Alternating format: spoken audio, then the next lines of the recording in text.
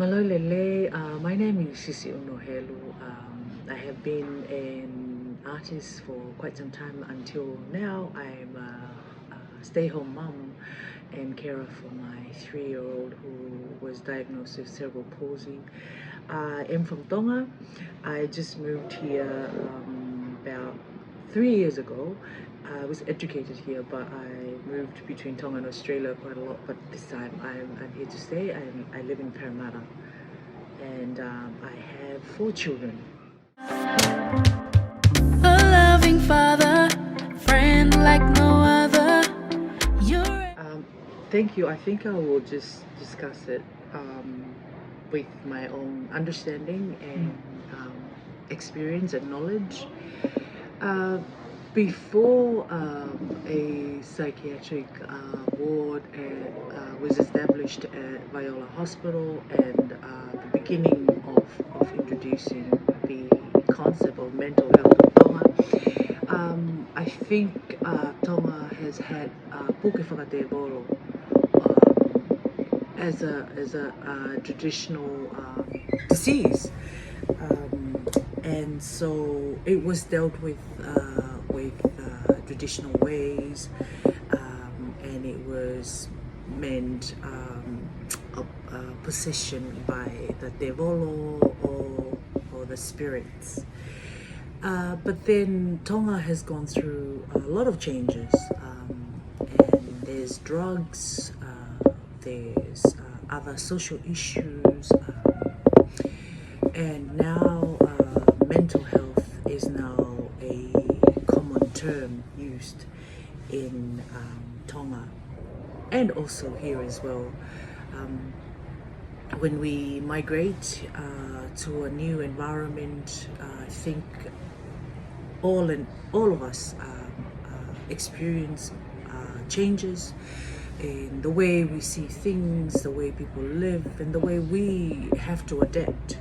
And so mental health has become also a common term and a discussion in our social settings for the Tongans in Tonga and abroad as well. Of all the mercy, but still you shower me. I think it is, and I think if there's more changes, it will help because we are a culture that like to cover things up. We don't like to talk openly about issues that may affect the image of our family or our parenting, the way we were being raised up, etc. So more discussion and more platforms for women to talk about these issues would enable them to and enable us to understand more of the new environment. And even in Tonga as well, Tonga is going through a lot of changes, and yet we haven't catch up with these things, giving women voices so they can discuss openly. For example, can I be a solo mother? There's something that we don't like to talk about. Can I leave my violent husband and be a solo mother and raise my children? These have to be addressed. So either in Tonga or in the diaspora, more chances and more voices for our women would enable us to understand the level of mental difficulties and health our women are enduring and experiencing. Praise flows like a river, burns like a fire. I think it's culturally connected. What I just said before. I was part of I was just translating for a project in America where this girl is trying to set up a center for women who are going through depression after childbirth. and also the young, the death of young babies. And what she was trying to do is reconnect these women with their culture, and bringing in traditional teaching and knowledges, so that to connect them together, and somehow can assist or help with the situation. And one of them was trying to bring back the knowledge of grandmothers, because grandmothers, for example, would always look after the granddaughters. If they're pregnant, they always would like to massage the stomach with the lolotonga, and all of that. And when they have the child, the mother and the aunties, they would come and help, because they know the mother has to recover. It's a big job having a child, let alone carrying a child for 9 months. But when we migrate, we don't have that support, and so these young mothers are left to deal with things on their own. The husband is at work, she's at home alone, the grandmother's not there, the mother's not there. So what do you turn to, So she was trying to get these young mothers to come together and support each other and talk about these things, and perhaps some of these old knowledges could help them, survive in a new environment. So things like that can help our women, but to open the discussion, it's still very difficult. I find it difficult that a young girl will come out and say, hey, look, I'm suffering after having my child, and someone, the common reaction would be like, but why did you want to get pregnant? Why did you want to get pregnant? Did you know that it's going to be hard, blah, blah, blah. And even, and worse, if she is having an illegitimate child, it's so fucking awful. And she won't be able to talk to anyone because she already knows what the replies would be, you already know, blah blah blah. So that kind of like, just suppress them from opening up. But I think project and organization like yours, it'll encourage them, it'll empower, give them a voice to come out and talk, and this is the beginning of something I'm very, very happy to be a part of, or to help you, because I see this all the time with our young girls, our young mothers here. They're not given the voices to express themselves, especially if they're in a very emotional, difficult situation. Now and forever, it all belongs to you. I think in Australia you have access to help, and whereas in Tonga there's not enough there, and if there is, they would be embarrassed to take their sister or their auntie to the center to get help. It still is considered shameful that a member of your family has mental health. The reaction would always be, oh, what did your grandfather do back then in the days, or what did your ancestors do for your child to be like this? It's always the common reaction. It's really sad that even at this time they still react like that. But there are organizations in Tonga who are encouraging people to come out and talk, and there's autistic organization have been set up in Tonga, and it's slowly getting there, but it's still common. The reaction is still common. Shaming your family and things like, "Were your family cursed?" Or So it's still difficult, but we won't sit around and talk about the difficult part of the process. We just have to kickstart something. Belongs to you. Oh, it belongs to you. I think there's not enough. I think there should be more, and it should be supported. We culturally, we like to, you know, praise our women, but at the same time, when they show faults, we like to reject them and don't identify those faults. And either in Tonga or here, I think there should be more support and more platforms for their voices, especially with mental health. Yeah. You know, especially with mental health, because it's still considered like a curse. But things are changing slowly and for the better. So the opportunity to help is always there. And yeah, but I think there should be more. Belongs to you. Oh, it belongs to you. It belongs to you. I like to suggest a more relatable environment, because I feel that when we migrate, when we come to a new environment, we are faced with more aggressive cultures, and because we are always a respectful people and culture, we tend to drown. We tend to drown when we are faced with these cultures, and we tend to forget that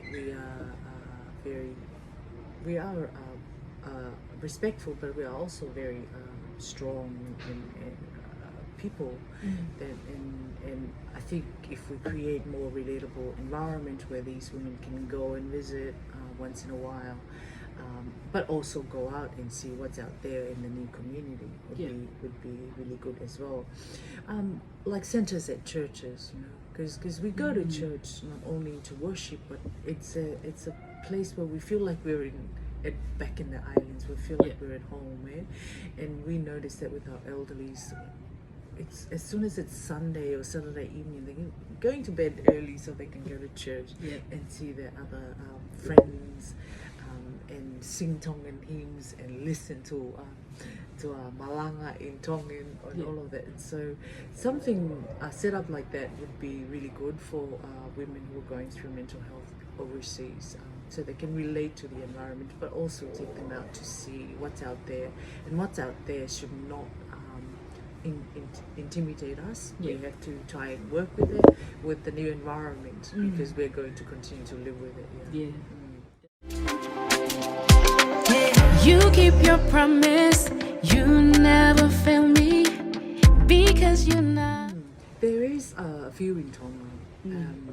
They are really good centers for women. It's called Women Crisis, and children who are going through difficult situations at home and with their upbringing. I know I think there's 2 or 3 in Tonga. Here in Australia, something for our people, I don't think I'm aware if there's one specifically for our women, but I think starting your organization is a kickstart, and I think it'll encourage other people to set up, because Sydney is big, and we can have one here in the west, one here in the south, or up north, or etc., because our people are scattered around the place, and a lot of us are here in Sydney, more than any other part of the country. I know that the centres in Tonga, but I am not aware of one here in Australia, or here specifically in Sydney. So yours would be the first one. Yes. Congratulations, amazing. I hope it goes really well though, because we really need it. You're not and I never worry when things get crazy, cause I know you. I think a support place can either be online or a center. a center would be awesome as well. Yeah. You know, once a month you play Tongan music, you get all these girls together, you teach them how to maybe make a kahoa and a little bit of ta'olonga, and get them to get up and dance and really, you know, really love themselves first, and also reconnect them with the culture. You can do that once in a month. That's what I would like to see that, and also have some service online where they can reach you and you can talk to them Yes. and empower them and also give them what's available here in Australia, because there's a lot of help here in Australia, but I think they don't know, and I think an organization like Amanaki could actually have all this information for Yeah. them, and when they call you up, you can give it to them, and then you say, oh, at such and such time, this month, this time, come there, and you can set up something for them, Yeah. a cup of tea, and all these things. I think it'll go off, I think. Yeah. Have a plan, so my praise flows like a river. Firstly, I think my upbringing gave me a very open mind of how to understand the world and humanity and our people. And the things I'm passionate about is things I have seen and happening to our people, especially through migration when they move. And when, for me, if I could help our people, I would try and do that.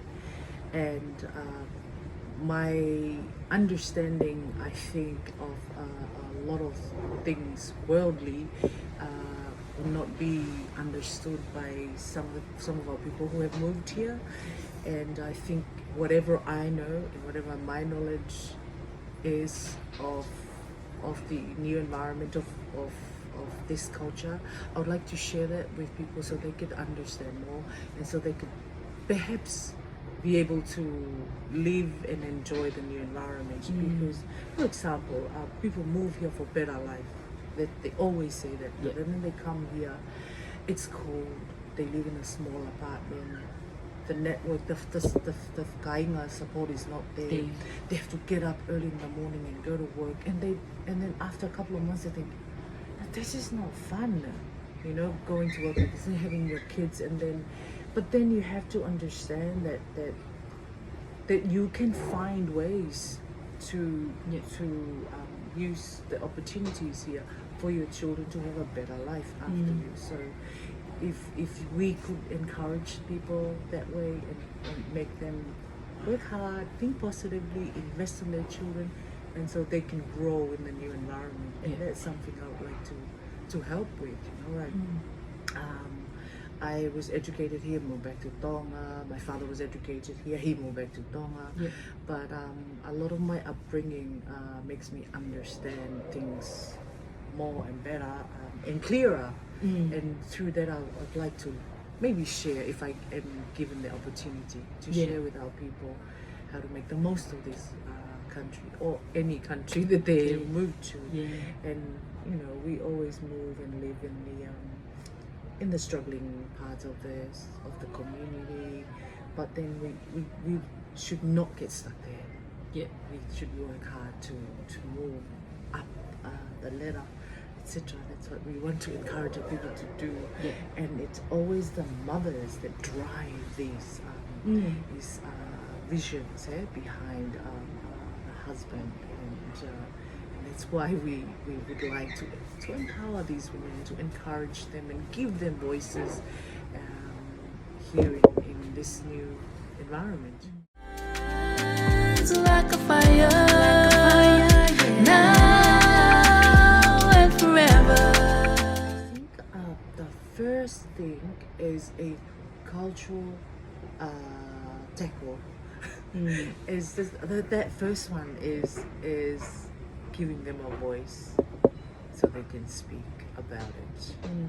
Like I said before, we are a culture that likes to hide things and cover things up. But I think the first hurdle we have to jump is opening up Yeah. and allowing them to talk about whatever they're going through emotionally and mentally, Yeah. and for them to improve with their mental health or prevent them is giving them voices to talk about it openly, and for us listeners not to judge. Yeah. Because we say, okay, you okay, you can talk to me, I'll listen, but then we never listen, we just Yeah. listen to judge all the time. Yes. So if we could tackle jump the first hurdle, opening up a platform Yeah. for these women to talk openly and freely about whatever they're going through, and that's a cultural issue I think needs to be tackled first. It all belongs to you. It belongs to you. Oh. It's always the case that these things happen in poor and struggling parts of the community. And I think a visit to them and start telling them that, we want to hear you, we want to hear your story, we want to hear what you're going through, we want to hear you talk about your children, because most of the time women would always start talking about their children. You start asking them, oh, how many kids, and then they start talking about, and then somehow they continue to keep talking. But I know from from experience and being in Australia, traveling back and forth many times, and other parts of the world where our people have migrated to, I think they move to the struggling areas and things happen there, and sometimes they get stuck in those areas, and then the children get caught in activities that could have been prevented, and they're stuck there. So I think we can always go and start there, and then spread. I listen a lot, but I'm very understanding to a point. My sister thinks I'm too understanding, but I have had students that fell pregnant, that their boyfriend was still at my choir or my dancing group, and I never judge them, because I know I make mistakes too, and I have failed a lot, and to me failure is part of the process too. But I'm always, I'm always someone that wants to help, and whatever I have, I like to share, and and that's why I'm happy to have found out that you are starting this, because our mothers and our women need our help, and it's difficult with our culture, even when we migrate, we still take that really negative part of our culture to keep judging our kids with it. For example, my son has a girlfriend. She can come home anytime she wants, and I have nothing against that. We are in Australia. It's a different environment, and if I bring that Tongan teaching here, I may not see my son. So what do I do? These things happen when we migrate, and we can't continue to be negative especially here. The environment is different. There's so many things that our kids are seeing every day and could fall into. And if we push them away, of course they'll fall into it. Let them talk to you. For example, the taunakita, suicide is something that we don't like to talk about. But it happens. It will continue to happen if we don't open up and talk about it, and talk to our children and watch them. Why are you always stuck in your bedroom? Who are you talking to? Things like etc. So we need a lot of change. We need to kickstart something. I said church before because you know, it almost feels like they're back in the islands. Yeah. But like you just said, but I think a center that gives them the opportunity to talk is going to be a lot different from church. Yeah. Because sometimes young mothers, for example, don't go to church because they feel you just feel Judgment. the judgment, you know. And yeah, so having a different environment, of course, almost like a church, but a center where they each one of them can open up and have it, you know, relatable to them. Yeah. Would be fantastic. It belongs to